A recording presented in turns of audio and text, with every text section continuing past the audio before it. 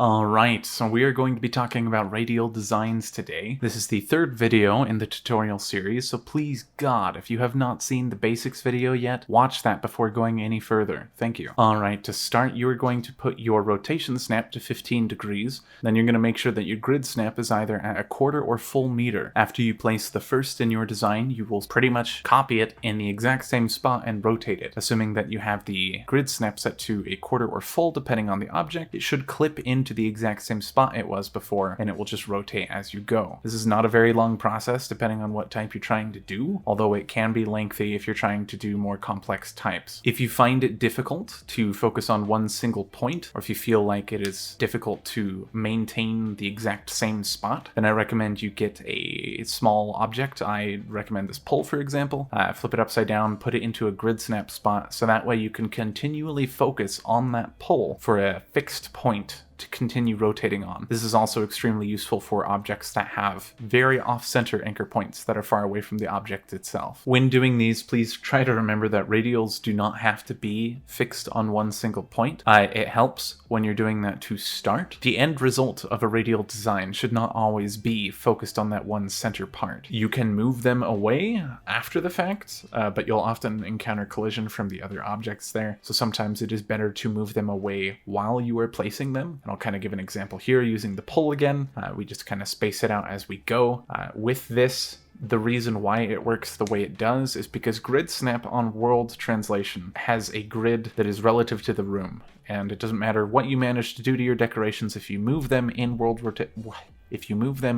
translation on grid snap, it will move according to that grid. However, the second you switch into local translation, it has a grid that is unique to the orientation of the object itself. No other object will go in line with this grid unless you happen to make it in the exact same spot. But because of that, you are able to move it away in increments that are unique to the orientation, which is incredibly useful. Also kind of going hand in hand with this one, this is also how you're able to make spiral staircases. And I'll just use this angled little bit here from the new decorations to give a quick example. But you pretty much just place it, rotate it, move it up, place it, rotate it, move it up. Depending on the decoration, you might want to adhere to a quarter meter grid snap instead of a full meter, because if you go to move it up, it's going to move up too far. But I'll just kind of show an example here of the preview. It looks kind of nifty. There are definitely better choices to use for this, but some people were asking about spiral staircases, so there's your answer in that one. If you want to take radial designs a little bit farther, then you can rotate them after the fact. You can put them into the position that you would like, and then kind of go from there. In this case, I'm going to change all of these to rotate back a little bit, and then I will rotate them on their sides, so it kind of gives a spinning effect, and you'll see that here. And then also, if you want to, you can move them up after you've even done this. There's some very specific decorations that people have done, and a lot of people look at it and they're like, wow, I don't even know how they got that. And this is exactly how. And if we kind of zoom out at this angle, at least, it kind of looks like some strange emblem. Now, obviously, doing this, there is an insane amount of combinations that you can achieve, not just by choosing different decorations, but also choosing the orientation of them as you do the radial design. So I really wish that people would do a lot more of these, because I wish we could see a lot more of the possibilities that come from these. And I'll show a few examples here in a bit, but this is definitely something that helps a room be aesthetically pleasing, because everything is going to be lined up perfectly, assuming that you do it this way. Then it eliminates the error of lining things up improperly, which seems to be a plague that I will never be able to end. Be sure that when you are doing a radial design, if you are using something with a uniformly flat surface, say like this Orkin bench, the top has insane texture meshing and the bottom is a nightmare to even look at. If you don't get seizures, maybe you will after looking at this crap. But basically, when you do that, as long as you rotate it even slightly, for these benches I'm just going to do 15 degrees, but it doesn't have to be that drastic.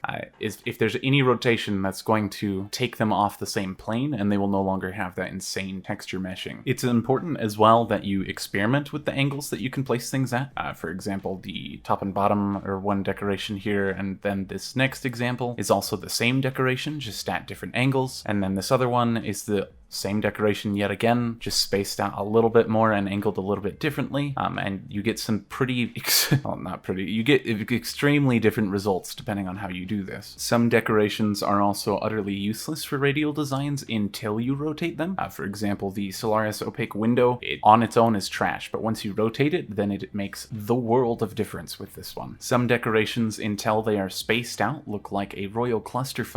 We'll use one of the new holograms as an example. If you space it out, then you get a pretty nice design, as long as you're okay with the loss of your eyes. And then if you space it out just a touch more, you can still achieve a slightly different one, and you can experiment with what you want to achieve there. You shouldn't be afraid to use animated decorations for radials as well, although sometimes, like this one, it turns into nightmare fuel, and if you look at it long enough, it's also just trippy as balls. I'm going to show a few examples for how radials function in actual decoration. It doesn't always have to be in the base dojo, by the way. If you can't tell, the spiral is just a radial design that now, as you know from watching prior in the video, is just spaced out and then turned after the fact to have a smooth curve. In Factory Cow's Temple of Autumn, the centerpiece on the ceiling is actually just a ton of bridges, literally just bridges.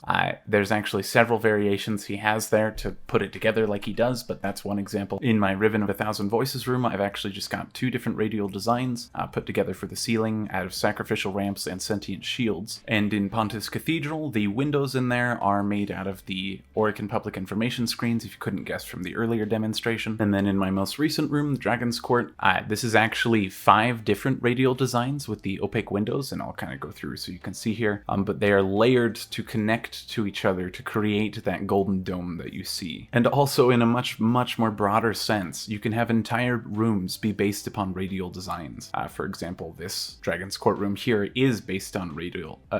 This Dragon's Court here is based on a radial design. You'll see here, if I pause the camera for a bit, that all of these match up with 45-degree rotations, and every column that was placed in this room was placed in a radial design at the start and then spaced out accordingly using local translation grid snap to make sure that they lined up properly, so that way I can get this octagon. Although doing it this way tends to cause some unintended complications because everything on the octagon is on its tip rather than flat on its side.